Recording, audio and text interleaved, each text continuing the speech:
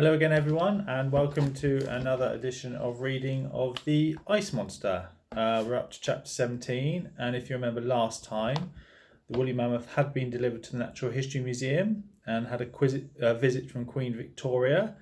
We also met Lady Buckshot, and we last left Dotty and Elsie escaping from the woolly mammoth, who Elsie had just seen a tear run from its eye, as Mr. Clout was coming down the corridor. So I shall carry on. Chapter 17, Curious Creatures.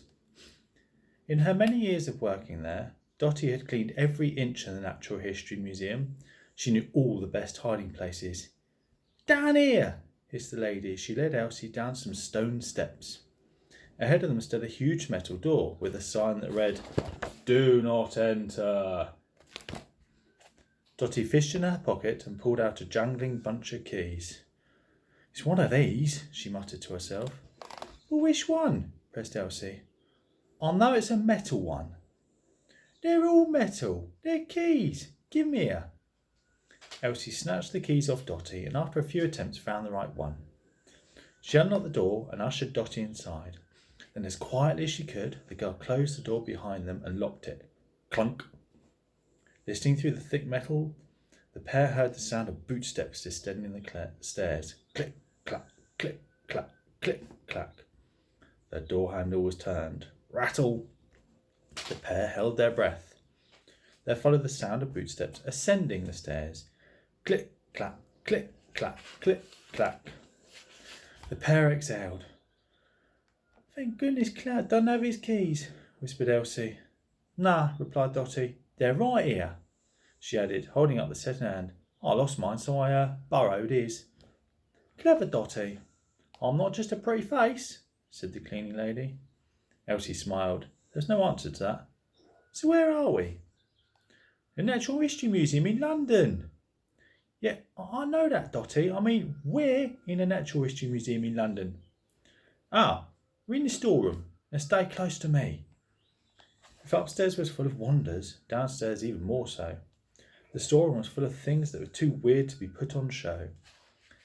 The pair passed a number of curious creatures pickled in tanks. There was a shark with two heads, a giant tortoise the size of a baby elephant, and a snake as long as a cricket pitch. There you go, you can see them in the tanks there. Overlooking them were stuffed, conjoined twin owls, a mighty lump of red rock that looked like it had fallen to Earth from another planet, and an egg so big it must have belonged to a megalosaurus. A prehistoric human skull squatted on a plinth. It was bizarre looking, half human and half ape. "What's this?" asked the girl. Dotty ambled over. "Dunno. I wouldn't touch it if I was you. It looks spooky." "If you think that skull looks spooky, you've never met Mrs. Curdle." "Who?" "She ran the orphanage I escaped from, and she's got walls bigger than this." Elsie rested her hand on top of the skull, and it wobbled slightly. Intrigued, the girl rotated the top piece of the skull back from the jaw. Creak! Suddenly the pair realised they were spinning round. Whiz! Elsie, touching the skull, had opened a secret door. Now they were plunged into total darkness. "Ah!" they screamed. Chapter 18, Darkest Dark. "Something's grabbing hold of me," yelled Dotty. "Something's grabbing hold of me," yelled Elsie. "Help!" they screamed. "I think we might be grabbing hold of each other," said the girl. "Oh, yes. Shall we let go?"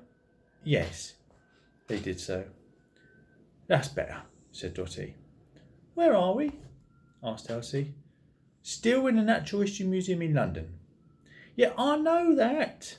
"All right. I mean, where in the museum are we?" "Dunno," answered Dotty. "I've been cleaning this place for donkey's years and I ain't never been here. Must have a secret room." "A secret room? Cool, blimey." Elsie couldn't hide her excitement. "Let's explore." "You go first," said Dotty. "I'll be right behind you in case of an attack from the rear." Knowing the old dear was frightened, Elsie said, "On my hand." Together they made their way across the dark room towards a faint flicker of light. On closer inspection, it turned out to be a dusty old bottle thick with cobwebs. The girl blew on the bottle to reveal its contents. A light was dancing under the glass. It was as if a ghost were trapped in there. "It's alive," said Elsie. "How can a bottle be alive?" "Dunno, but look, something's inside." Dotty peered in. "Very queer. Whatever you do, don't touch it." Like most children, Elsie had selective hearing and, on this occasion, chose not to listen. She reached out her hand to touch the bottle. "Ouch!" she yelled, recoiling in pain. "What did I tell you? It's hot." The girl pulled down the sleeve of her coat to save her fingers from being burned. "I wonder what's inside," she pondered. "Whatever you do," repeated Dotty, "don't open it." Again, the child chose not to listen, and slowly she began easing the cork out of the bottle. "I said don't," repeated Dotty. Pop! A bolt of lightning shot out, illuminating the room for a split second in a brilliant, bright white light. Zang! "Elsie!" shouted Dotty. It was too late. The fizzing beam hit Elsie and her whole body lit up. Jolts of lightning buzzed all over her. "Ah!" she screamed. Her hair stood on end and smoke billowed from her ears. Was she going to explode? Then, as quickly as the light had appeared, it disappeared. Elsie slumped to the floor like a sack of potatoes. Thud. Splosh! The next thing Elsie knew was that she was wet, soaking wet. Her eyes open to see Dotty standing over her, holding a bucket. Splosh! Another wave of freezing cold water drenched her. Splosh! And another. Next, the lady began slapping the girl round her face. Slap, slap, slap, slap, slap. "Wake up, Elsie, wake up. Please don't die on me." All right, I'm awake," she called up. Dotty began shaking the girl just to make sure. "Stop shaking me." "Sorry," said Dotty. "What on earth was in that bottle? My reading ain't so good." The lady read aloud what was scrawled on the label. "Lightning." "Lightning in a bottle?" "That's what it says." "How can you catch lightning in a bottle? That's impossible." "Nothing is impossible, child," came a voice from the shadows. Chapter 19. Lightning in a Bottle. Down in the secret room, the two intruders froze in fear as a figure wheeled himself out of the darkness holding a lantern. The man was so elderly he had the appearance of a tortoise. He was completely bald and wore a pair of half-moon spectacles on the end of his nose. His clothes were a dirty old laboratory coat worn over a tweed suit that was falling apart at the seams. He had gnarled slippers on his feet and fingerless gloves on his callus-encrusted hands.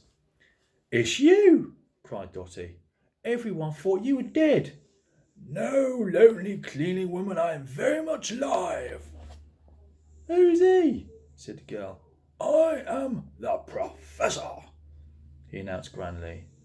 "Professor of what?" asked Elsie. "Exactly," joked Dotty. "Everyone at the museum knew him. He used to be one of the top men here until the—" Yes, the Professor interrupted. "We don't need to go into all of that." "What's all that?" asked Elsie, intrigued. "The Professor nearly burned the whole museum down in one of his madcap experiments," said Dotty.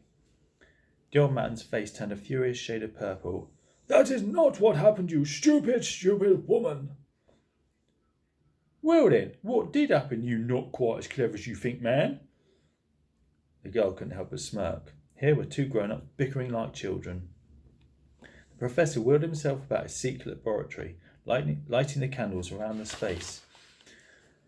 Soon a room was revealed, the likes of which neither Elsie nor Dotty had ever seen before. There were glass tubes everywhere, chemicals in dusty old bottles, and scientific equations scribbled in chalk on every inch of the walls. It was like being able to see inside the old man's brain. Brilliant, but bonkers. "I was conducting a revolutionary experiment to harness the power of lightning," continued the Professor. "Something I'd been working on for many years. One stormy night 10 years ago, I launched a small metal-tipped balloon into the sky. Attached to the balloon was a length of copper wire. the wire let down to the bottle that now lies smashed on the ground. So what happened? Asked Elsie, intrigued. I'll tell you what happened, interrupted Dotty.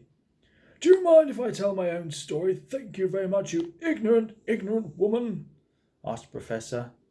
I ain't got a clue what ignorant means, scolded the woman, but it better not be something bad. My experiment was a complete success, continued the Professor. I captured lightning in a bottle. That is what gave you that little electric shock. Little? Exclaimed Elsie. Anything bigger and it would have killed you, replied the Professor. Sizzled to death in a heartbeat. Elsie gulped. So, if the experiment was a complete success, why did you lose your job? She asked. Good question, murmured Dotty. Silence! Ordered the Professor. The copper wire became wrapped around one of the museum's towers. Another much stronger bolt of lightning hit the balloon and set the tower on fire. Dotty jumped in. It's very lucky it was raining cats and dogs that night. The fire would have burned down the whole museum down to the ground. The Professor fell silent for a moment, then bowed his head in sorrow. I was hauled in front of the museum director and told in no uncertain terms that I was never to practice science again. I was thrown out, but the museum was my life. I had nowhere else to go, so I hid down here in the cellar. It was so long ago now, all of us upstairs thought you were dead. I might as well be, murmured the old man. Now, I'm just rotting away in the dark, waiting for the end. My dream of becoming one of the world's most famous scientists is nothing but ashes. I have more chance of capturing lightning in a bottle. Elsie's face lit up. A thought had flashed across her mind. It was an idea so crazy it was brilliant, and so brilliant it was crazy. I think there's still a chance your name could go down in history. How? Spluttered the old man. You could help bring a prehistoric creature back to life. Chapter 20. Dark Fire. Not the saber-toothed tiger, exclaimed Dotty. No, laughed Elsie. That's just a skeleton. No, I suppose there's little help for that now. You don't mean the mammoth, do you? The mammoth, yes. That's what I said, protested the lady. Mammoth. You want to bring that mammoth upstairs back to life? Yes. So we have a new arrival, do we? Asked the Professor. I wondered what all that noise was. Bringing it back to life is madness, exclaimed Dotty.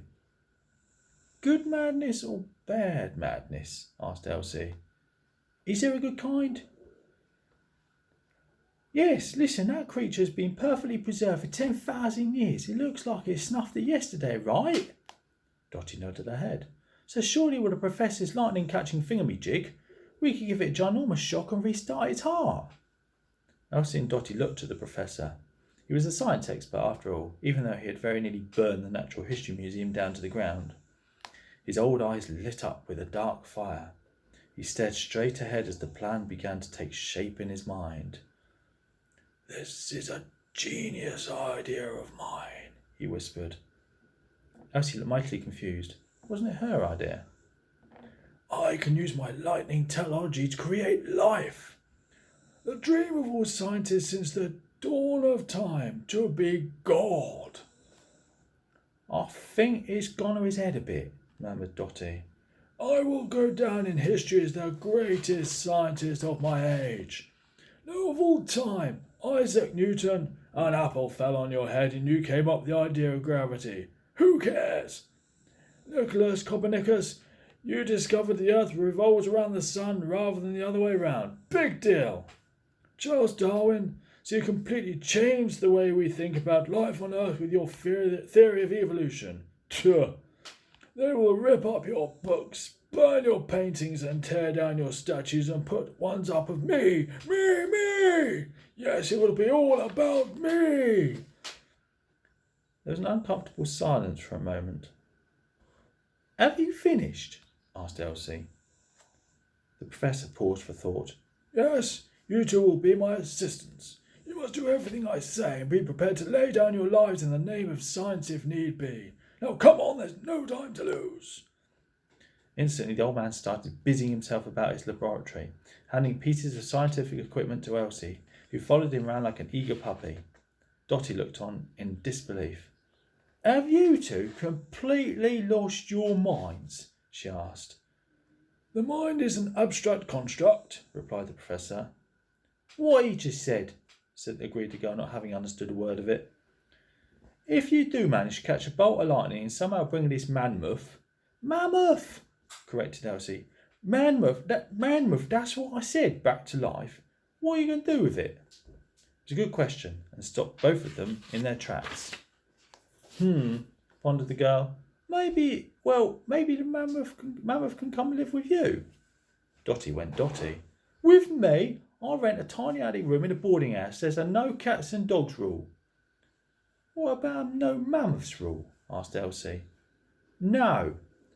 Well then, there ain't no dinosaurs rule either. I ain't sure the landlady thought she'd need any rules about animals that have been extinct for millions of years. Well, if he can't live with you, maybe he can come and live with me, said Elsie. You don't have a home, so maybe we can set it free. Elsie noticed the professor smiling to himself. He was hiding something, but what? We can work on all the finer details in good time, he said. First, we have to bring it back to life. Now, where did I put that copper wire? Dotty grabbed whatever bit of scientific equipment Elsie was holding and put it down on the counter. Come on, Elsie, this is all going to end in tears, said the lady. With that, Dotty grabbed the girl's hand and dragged her over to the secret door. Please, Dotty, I beg you, cried the professor. I need your help too. No. Please. No means no. Just the other side of the door, bootsteps could once again be heard. Click, clack, click, clack, click, clack. The pair fell silent. Shush, asked Elsie. It's Clout. He doesn't know I'm here, hissed the professor. Nobody does. If you've led him here, then... Shush, shushed the girl again. All three kept dead still as the bootsteps came to a halt right outside the secret door. Click, clack, click, clack, click, clack.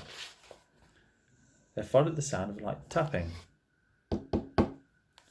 Dotty held her chest. Her heart was racing. Elsie had had to hide herself countless times before. The trick was not to breathe. The girl stretched out her hand to silence the old lady. Dotty clasped her hands together and closed her eyes in prayer. Had Clout worked out there was something behind the secret door? Not yet. There was the sound of bootsteps again as Clout moved off. Click, clack, click, clack, click, clack. If I know Mr. Clout, he will be back, whispered the professor. We have to move at lightning speed if we want to bring the monster back to life. What could possibly go wrong? Muttered Dotty. And that's enough for today. Thank you for listening. I hope you enjoyed it. Goodbye.